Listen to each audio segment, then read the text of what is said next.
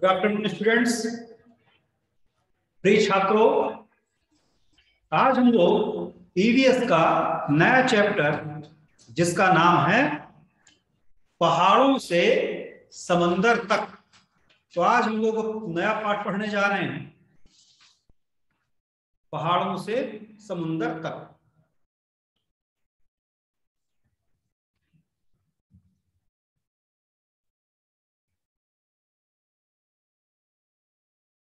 बच्चों, आज की क्लास में हम लोग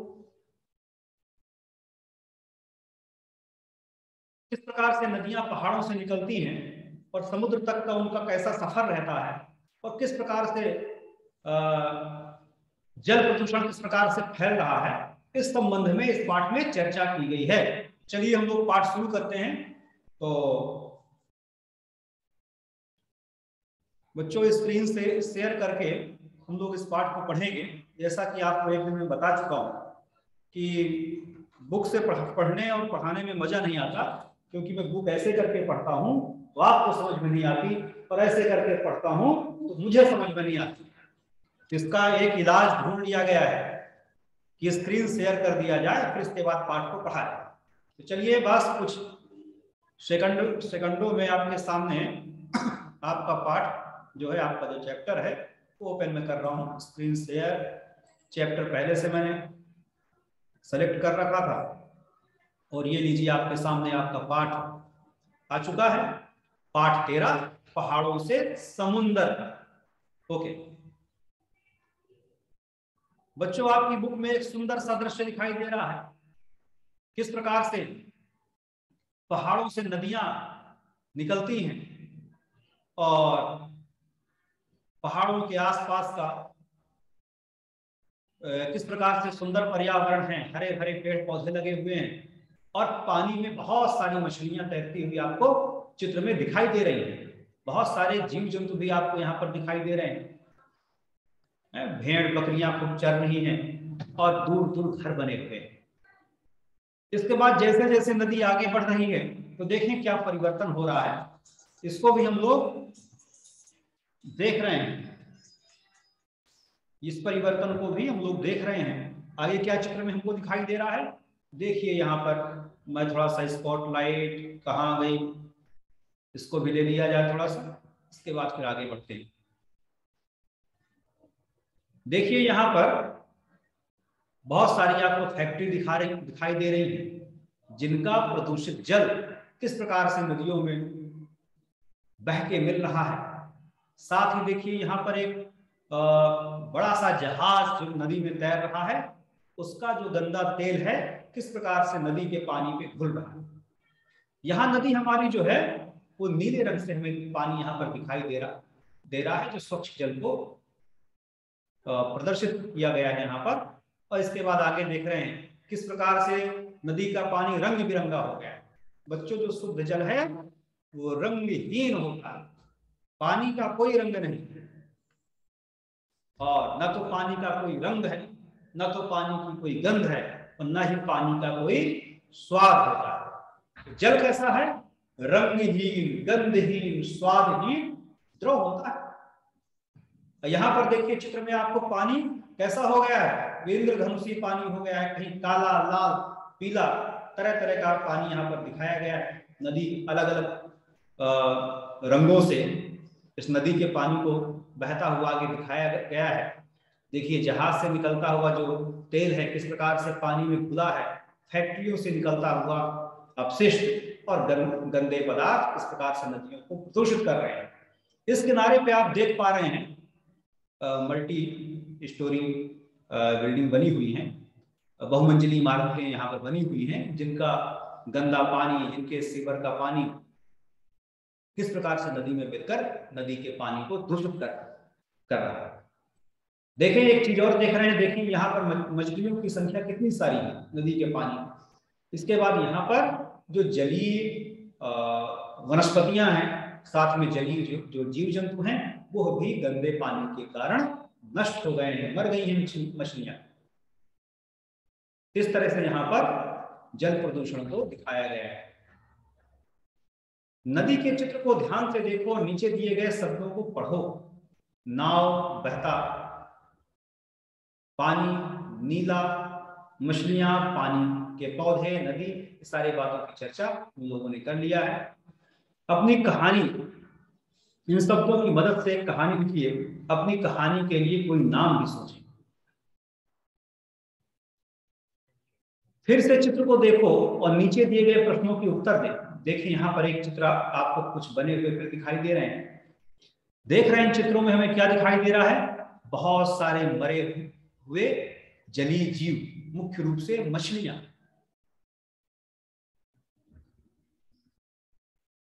और इन प्रश्नों के क्या उत्तर आपको देना है? जहां से नदी निकलना शुरू हो रही है वहां पानी का रंग कैसा है? तो वहां पानी का रंग चित्र में कैसा बना हुआ है? नीला रंग का, नीले रंग से दर्शाया गया है पानी। नदी में मछलियां कहाँ ज्यादा हैं? कहीं कम, कहीं कहीं तो मछलियां मरी हुई हैं। ऐसा क्यों हुआ है, इसकी चर्चा करना है। बच्चों,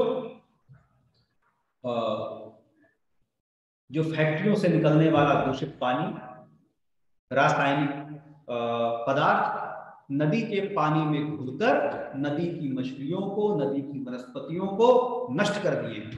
इसलिए प्रदूषित जल को हमें नदी पे सीधे नहीं छोड़ना चाहिए। इसको उपचारित करने के पश्चात इसको नदी में मिलने देना चाहिए, वरना यही हाल होगा, जलीय जीव जंतु और मछलियां समाप्त हो जाएंगी। गांव में पहुंचने से पहले नदी में क्या क्या दिखाई दे रहा है? बच्चों, गांव में पहुंचने से पहले नदी में बहुत सारी मछलियां दिखाई दे रही है। नदी के पानी का रंग कहां कहां बदल गया है? तो फैक्ट्रियों के पास और बड़ी बड़ी बिल्डिंगों से के पास, वहां पर क्या है? पानी का रंग वहां पर बदला।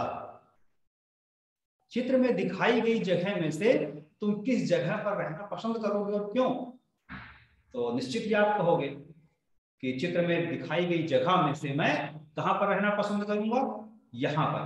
ये देखिए बस्ती जो यहां पर बनी हुई है, ठीक है, तो यहाँ पर आबादी भी कम है, हरियाली चारों तरफ है, वातावरण शुद्ध है, शुद्ध नदी का पानी भी यहाँ पर बह रहा है। तो आप यहाँ पर रहना निश्चित रूप से कहेंगे मैं पसंद करूंगा। इस स्थान पर रहना पसंद नहीं करूंगा जहाँ चारों तरफ न तो कोई पेड़ पौधे हैं, न तो हवा है शुद्ध, और ना ही शुद्ध पानी। तो जहाँ पर शुद्ध वातावरण है, जहाँ पर प्रकृति का सौंदर्य है, वहीं पर हम लोग रहना पसंद करेंगे। निश्चित आप भी यही बोलेंगे। चलिए आगे बढ़ते हैं। तो बच्चों, चित्रों से ही आपको जवाब ढूंढने हैं।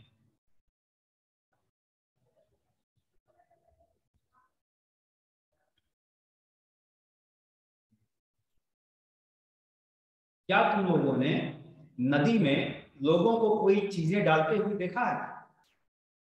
नदी को साफ रखने के लिए क्या क्या किया जा सकता है? तो बच्चों, कुछ धार्मिक रीति रिवाजों के कारण भी नदी का पानी कई बार प्रदूषित हो जाता है। जैसे हवन सामग्री बढ़ाने, नदी में डालने से, बहाने से, ठीक है। इसी प्रकार से कई लोग शव को जलाने के बाद उसकी राख को नदी में डालते हैं, या कई जगह तो सीधे शव को, यानी मरे हुए व्यक्ति को नदी पे छोड़ दिया जाता है, नदी में बहा दिया जाता है। कुछ इस कारण से भी नदियों का जल प्रदूषित होता है। तो इस प्रकार की चीजें आप नदी में लोगों को डालते हुए कई बार जरूर देखें। नदियों को साफ रखने के लिए एक तो नदी के आसपास पेड़ पौधों को लगाना चाहिए, वहां किनारे घाटों में वृक्षारोपण करना चाहिए। साथ ही नदी में दूषित जल को नहीं मिलने देना चाहिए, चाहे सीवर का पानी हो या फिर फैक्ट्रियों का पानी हो, तो उसको नदी पे सीधे जलाशयों में नहीं छोड़ा जाना चाहिए। उसको ट्रीटमेंट उसका करने के बाद ट्रीटमेंट प्लांट वगैरह लगा के फिर उसके बाद उपचारित करने के बाद ही उस जल को नदी में छोड़ा जाना चाहिए। चलिए आगे बढ़ते हैं। अगर तुम्हें पानी पीना हो तो नदी के कौन कौन से हिस्से से पानी पीना चाहोगे और क्यों? तो चित्र में जैसा कि दिखाया गया था कि आप जहां पर पानी शुद्ध है, देखिए पहाड़ों के पास जहां हरियाली है आप निश्चित रूप से कहेंगे मैं वहीं का पानी पीना चाहूंगा। इस तरफ जहां पर काला काला पानी सा हो गया, देखिए चित्र में काले रंग से पानी को दिखाया गया है, आप निश्चित कहोगे मैं यहाँ का पानी पीना पसंद नहीं करूंगा क्योंकि इस पानी में गंदगी है, इस पानी में बदबू है। चित्र के आखिरी में नदी समुद्र में मिल गई है, सही बात है। क्या तुमने कभी समुद्र देखा है? कहाँ देखा है? फिल्म में देखे हो या सही सही देख के आए हो? तो निश्चित रूप से बहुत से बच्चों ने समुद्र देखा होगा। तो कई बार हम लोग ऐसे स्थानों पे घूमने के लिए जाते हैं जहां पर जिन शहरों के किनारे समुद्र से जुड़े हुए हैं। तो बहुत से बच्चे समुद्र देखे होंगे, न देखे होंगे तो टेलीविजन पे, टीवी पे जरूर देखे होंगे। क्या तुम कभी किसी नदी या समुद्र के पास गए हो? कब गए थे? इसका जवाब आप स्वयं दे सकते हैं, है ना? तो क्या आप नदी देखने या समुद्र देखने कब गए? अपने हाथों से करके दिखाओ कि समुद्र की लहरें कैसे उठती हैं। तो ये सब काम आपको स्वयं करना है, कैसे लहरें उत्पन्न होती है समुद्र में। तो ये काम अपने आप को हाथों से करके दिखाना है क्लास में। तो आप कभी क्लास में है नहीं तो आप अपने घर पे अपने छोटे भाई बहन के साथ ये काम कर सकते हैं। क्या समुद्र का पानी पिया जा सकता है और क्यों? तो बच्चों, समुद्र का पानी जैसा कि आपको पहले से पता है कि समुद्र का पानी कैसा होता है? खारा होता है। तो खारे पानी को पिया नहीं जा सकता, वो हमारे शरीर के लिए हानिकारक होता है। साथ ही उस खारे पानी से हम लोग पौधों की सिंचाई भी नहीं कर सकते। खारा पानी मिट्टी में डालने से मिट्टी क्या हो जाएगी? मिट्टी कठोर हो जाएगी। नमक वाले पानी से सिंचाई करने से धरती क्या है? कठोर हो जाएगी, जिससे जड़ें भी सही तरीके से विकसित नहीं हो पाएंगी। जड़ें सही तरीके से विकसित ना होंगी, पौधा हमारा सूख जाएगा। तो जो समुद्री जल है, समुद्र का जो पानी है, न तो पीने के काम में आता है, न तो खेतों की सिंचाई करने में। आगे क्या चर्चा की गई देखें प्रश्नों को जरा। क्या पूरे साल में नदी, तालाब और झरने के पानी में कुछ बदलाव होते हैं? किस तरह के बदलाव होते हैं, चर्चा करें। तो किस प्रकार के बदलाव आप बता सकते हैं? तो बच्चों, नदी के पानी में, जैसे वर्षा के दिनों में तालाब में पानी की जो मात्रा है ना, जो पानी का स्तर है वो बढ़ जाता है। नदियों में भी खूब पानी बारिश के दिनों में हो जाता है, जबकि गर्मी के दिनों में बहुत सी नदियों का पानी कम हो जाता है और तालाब में भी पानी कम हो जाता है। इस तरह के बदलाव आप देखे होंगे। साथ साथ पानी के रंग में भी बदलाव देखे होंगे। आप अपने चित्रकूट की ही बात करें तो आपको पता है यहाँ पर मंदाकिनी नदी बह रही है और इसके पानी में भी वर्षा के दिनों में किस तरह पानी नदी में बढ़ जाता है और गर्मी के मौसम में कितना कम पानी हो जाता है, इसको आप लोग भी देखे होंगे। साथ ही बारिश के मौसम में पानी किस प्रकार से हो जाता है, किस प्रकार से मटमैला सा, लाल सा पानी हो जाता है, और गर्मी के मौसम में बारिश समाप्त होने के पश्चात पानी पुनः साफ स्वच्छ आपको दिखाई देता है। कुछ इस प्रकार के बदलावों की चर्चा आप अपने मित्रों के बीच कर सकते हैं। और क्या क्या बदलाव आपने देखा है वो भी आप बता सकते हैं। बरसात के मौसम में जितना पानी तालाब या नदी में होता है, क्या उतना ही पानी गर्मी में होता है? ये बता ही चुका हूं मैं कि बारिश के दिनों में ज्यादा होगा और गर्मी के अपेक्षा बारिश के दिनों में पानी ज्यादा होगा। अपने गांव या शहर के आसपास की नदी, झील या तालाब के बारे में जानकारी इकट्ठी करें। तो आप भी अपने शहर में जहां आप रहते हैं, अपने गांव में, अपने कस्बे में जो भी नदी है, जो भी तालाब है या कोई झील है, तो उसके बारे में जानकारी इकट्ठा कर सकते हैं। क्या जानकारी इकट्ठी करनी है? नीचे देखिए दिया हुआ है। क्या उसके पानी में सर्दी, गर्मी या बरसात के महीने में कुछ बदलाव होते हैं? तो आप इसे लिखेंगे। उसमें किस किस तरह के पानी के जानवर दिख रहे हैं, है ना? तो पानी देखेंगे, वहां मछलियां आपको दिखाई दे रही हैं या और कोई जीव दिखाई दे रहे हैं पानी पे तो उसको आप लिख सकते हैं। उसके आसपास किस तरह के पेड़ पौधे उगे हुए हैं जिसको भी आप बता सकते हैं। जैसे चित्रकूट पे हम लोग देखें तो मंदाकिनी के आसपास अर्जुन के वृक्ष, कहवा के वृक्ष है ना, उसी को कहवा भी बोलते हैं, अर्जुन के वृक्ष आपको बहुत संख्या में दिखाई देंगे। वहां कौन सी तरह के पक्षी आते हैं, ठीक, पक्षी कौन कौन से नदी के आसपास रहते हैं, जब आप देखने जाएंगे इसके बारे में लिख पाएंगे। क्या तुमने कभी बाढ़ के बारे में सुना है, पढ़ा है और कहाँ देखा है बाढ़, तो आप बता सकते हैं इसके बारे में। जब बाढ़ आती है तब क्या होता है बच्चों, बाढ़ जब आती है आप लोगों ने भी कई बार बाढ़ देखा होगा। जब बाढ़ आती है तो क्या होता है, सब खेत खलिहान मकान दुकान बिजली का खंभा सब डूब जाते हैं। कई बार तो जानवर भी बच्चों बाढ़ के पानी में डूब जाते हैं। तो जब बाढ़ आती है तो चारों तरफ पानी ही पानी दिखाई देता है, सड़कें भी डूब गई और जीवन थम सा जाता है, रुक सा जाता है। जहां वाहन खड़े हैं, जहां गाड़ियां, क्योंकि सड़कें जलमग्न है तो जहां वाहन खड़े हैं वहीं पर खड़े रह जाते हैं। जब बाढ़ का पानी कम हो जाता है तो बाढ़ का पानी उतर जाता है, तो फिर से जीवन उसी तरह चलने लगता है। चलिए आगे बढ़ते हैं। क्या तुमने नदी या तालाब में गंदा पानी देखा है, किस जगह देखा है, तो आप इसका उत्तर आप बता सकते हैं। जहां पर देखा हो नदी तालाब में गंदा पानी जहां आप देखते हो इसको आप बता सकते हैं। क्या तुमने नदी या तुम कैसे जानोगे कि पानी गंदा है, अगर पानी देखने में साफ हो तो क्या यह जरूरी है कि पानी पीने के लिए भी ठीक होगा। तो बच्चों जो पानी आंखों से देखने में हमें स्वच्छ दिखाई देता है तो यह जरूरी नहीं है, यह आवश्यक नहीं है कि वह पीने योग्य भी हो।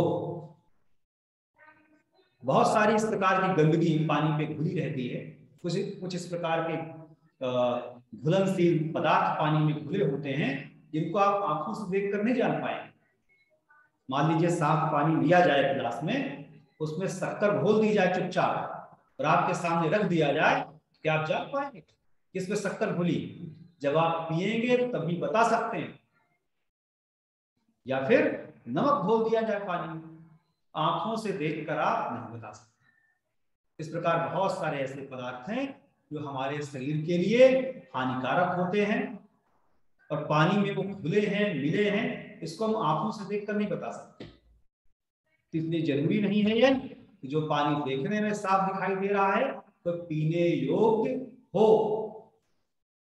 इसके लिए पानी की भी टेस्टिंग होती है। पानी गंदा कैसे हो जाता है, तो बच्चों कई अवांछनीय चीज, कई अनावश्यक चीजें मिलने से, जिसकी जरूरत नहीं है, पानी में मिलने से जल प्रदूषित।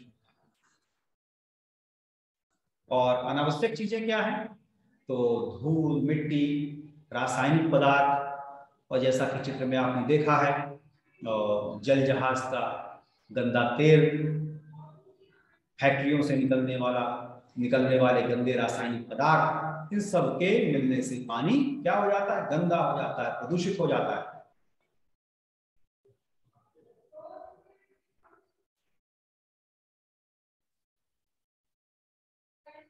चलिए बच्चों आगे अब हम लोग पढ़ रहे हैं। करके देखें, क्या करके देखना है, चलिए देखें तो क्या लिखा हुआ है। इस गतिविधि के लिए हमें कुछ सामान घर से लाना होगा। तुम्हारी रसोई में से सब चीजें मिल जाएंगी। बहुत अच्छी बात है, रसोई से ही मिल जाए, है उससे अच्छी क्या बात है ना, हमें मार्केट में जाना पड़े, बाजार में जाना पड़े।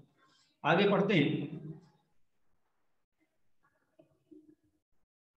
नमक, चीनी, हल्दी, आटा, खाने का सोडा और दाल, हर चीज आधा चम्मच, ठीक है। नींबू का रस, साबुन का पानी, शरबत, तेल, सभी चीजें लगभग 1 चम्मच, ठीक है, ये भी ठीक। 5 या 6 गिलास या खाली कांच की बोतल आपको इकट्ठी करनी। अब तुम्हें करना क्या है, आगे देखते हैं। चलिए, सभी गिलास या बर्तनों को पानी से पहले आधा घट, ध्यान रहे सब में बराबर पानी हो। अब हर बर्तन में एक एक करके चीजें आपको डालनी है। एक बर्तन में पहले हल्दी डाल दो, दूसरे में तेल डाल दो, तीसरे में खाने का सोडा घोल दे। हर चीज को पानी में अच्छी तरह मिलाएं एक चम्मच की मदद से, देखो क्या होता है। और इस टेबल पे आपको लिखना है। कौन सी टेबल पे? ये आ गई सामने। तुमने क्या देखा? तो देखिए इसमें क्या लिखा हुआ है, पानी में घुला, पानी में नहीं घुला, पानी का रंग बदला, पानी का रंग नहीं बदला। बच्चों हमारे आसपास बहुत सारे ऐसे पदार्थ हैं, बहुत सारी ऐसी चीजें हैं जो पानी में डालने से गायब हो जाती हैं। कुछ ऐसी चीजें हैं जिन्हें पानी में डाला जाए तो गायब नहीं होती, घुलती नहीं है। आप भी करके देखेंगे। चलिए, चीनी, चीनी पहले पानी में डाला गया तो क्या हुआ, इस पे आप लिखेंगे। कुछ चीजें मैं बता देता हूं, बाकी काम आपको करना है। तो दो चार पदार्थों की चर्चा हम लोग करेंगे, बाकी आपको करके देखना। सारी चीजें करनी जितनी इस पे लिस्ट दी हुई है। और भी आप नई चीजें ले सकते हैं, नए पदार्थ के साथ नए पदार्थों को पानी पे घोल के देख सकते हैं। चीनी पानी में डालेंगे तो क्या होगा, आप करके देखेंगे।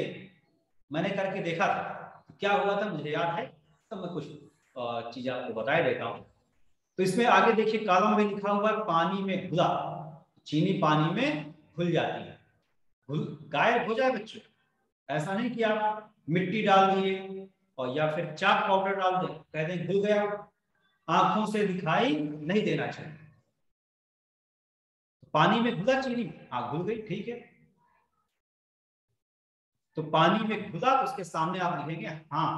तो कहां पर हाँ लिखेंगे, एक मिनट, मैं कुछ टूल्स का इस्तेमाल कर रहा हूं। ये लीजिए, तो आपको यहां पर लिखना है, मैं वाई बनाए देता हूं, यस, चीनी के साथ पानी में नहीं घुला, यहां पर छोड़ दें।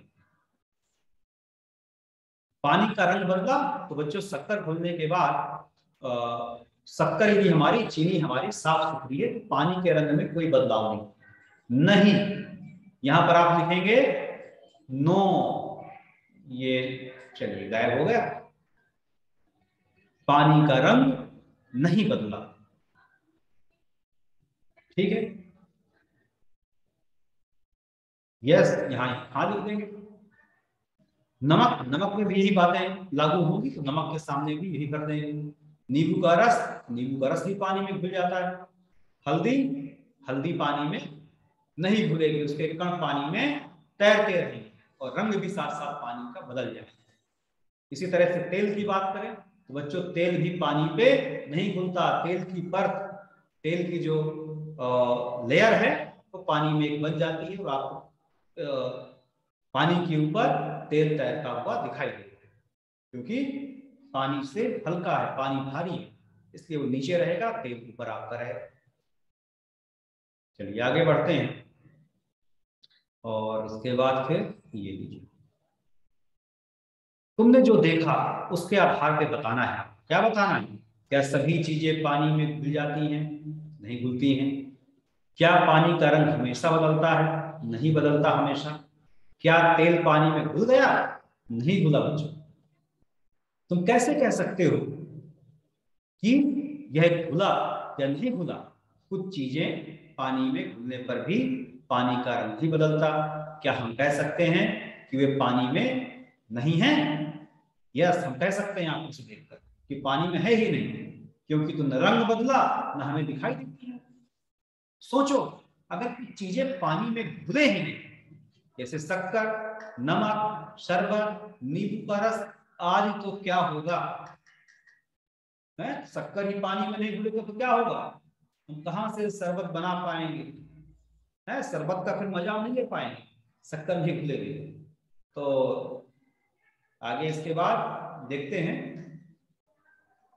सोचो, अगर सब चीजें पानी में घुल जाएं, पत्थर, प्लास्टिक, चाक, कूड़ा कचरा, आज तो क्या हो बच्चों? सब चीजें भी पानी में घुल जाए तब भी परेशानी का सामना हमें करना पड़ता है, कोई करना पड़ सकता है?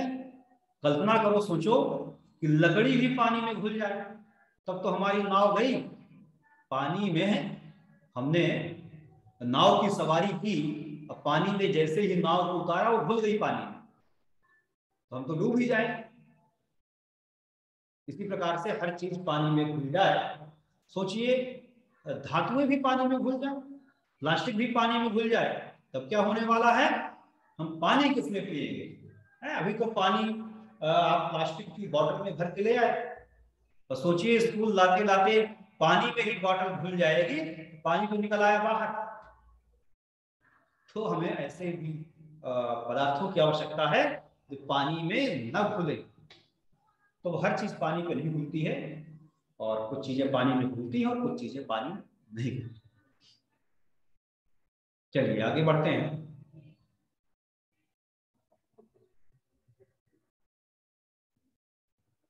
बहुत सारी चीजें पानी में आसानी से घुल जाती हैं, जिससे कई चीजें हमारे शरीर के लिए हानिकारक होती है, इसलिए पीने से पहले पानी साफ करना जरूरी है। पानी साफ करने का सबसे अच्छा तरीका है पानी को उबालना। ठीक है बच्चों, पानी साफ करने के कई तरीके हैं। जैसे कुछ लोग पानी को क्या करते हैं, छानते हैं, कुछ लोग पानी को उबालते हैं, कुछ लोग मैनुअल फिल्टर आता है जिसमें कैंडल का इस्तेमाल होता है, उसके मदद से पानी को छानते हैं। आजकल तो पानी छानने के लिए, पानी साफ करने के लिए आरओ भी आ गया है मार्केट पे, तो आरओ भी बहुत से लोगों के घर में लगा है, जिसका उपयोग करके वो पानी को छानते हैं। इस तरह से पानी को छानने के, पानी को साफ करने के अलग अलग तरीके हैं। कुछ दवाइयां हैं, है? जैसे लाल दवा, पोटेशियम परमैंगनेट हो गई, फिटकरी हो गई, और तो इन सब का प्रयोग पानी को शुद्ध करने में, पानी को साफ करने के लिए हम लोग करते हैं। तुम्हारे घर में पानी साफ कैसे किया जाता है, तो आप बताएंगे। पानी को साफ करने के लिए अलग अलग तरीके के बारे में पता लगाइए। इन तरीकों में से किन्हीं 2 तरीकों के चित्र भी आप बनाना, किन तरीकों से पानी को साफ किया जाए। तो आप यहाँ पर एक गैस वाले स्टोव का चित्र, और उसके ऊपर भगोना रख देंगे, पानी को खौलता हुआ, उबलता हुआ दिखा देंगे। या फिर कोई फिल्टर बना देंगे पानी साफ करने के लिए, आरओ बना दें, या कैंडल वाला फिल्टर बना दें। तो इस तरह से आप यहाँ पर चित्र अपनी इच्छा अनुसार बना सकते हैं। ये काम भी आपको अपनी कॉपी में करना है। यहाँ क्या करना है, यहाँ पे ये आपका क्या है, HW टाइप नहीं हो रहा क्या यहाँ पर? 1 मिनट, थोड़ा सा ओके ओके, चलिए चलने तो लगा। ये आपका होमवर्क, ठीक है, यहाँ पर चित्र बनाने हैं। तो बच्चों इस तरह से आज का ये हमारा जो पाठ था वो पूरा हो चुका है, और हम लोगों ने इस पाठ में जाना कि किस प्रकार से नदियों का जल प्रदूषित हो रहा है। तो हमें भी जो चीजें भगवान ने आपको गिफ्ट दे रखी हैं, मुफ्त पे दे रखी हैं, जीवन के लिए आवश्यक चीजें हैं, उन चीजों का को हानि नहीं पहुंचाना है, नुकसान नहीं पहुंचाना है। उन चीजों को प्रदूषण से मुक्त रखना है, प्रदूषण से बचाना है। इसलिए हम लोग ऐसा कोई काम न करें जिससे जल प्रदूषण हो। तो आज के पाठ से हमें यही सीखने को मिलता है कि जल स्रोतों को स्वच्छ रखना है, शुद्ध रखना है, उन्हें प्रदूषित नहीं करना। तो आज के लिए बच्चों इतना ही। अगले दिन हम लोग अगला पाठ पढ़ेंगे। तो सभी बच्चे इस पाठ को समझ गए होंगे, और आप अपनी कॉपी में नीचे जो मैं होमवर्क दिया था भी उसको भी करना है आपको। साथ में एक सुंदर सा ये दृश्य अपनी कॉपी में बनाना है, ये भी आपको होमवर्क का काम। इस चित्र को अपनी कॉपी में कलर पेंसिलों का इस्तेमाल करके इसे भी आप बना लेंगे अपनी कॉपी में, तो बहुत बढ़िया रहेगा। चलिए आज के लिए इतना ही। Thank you.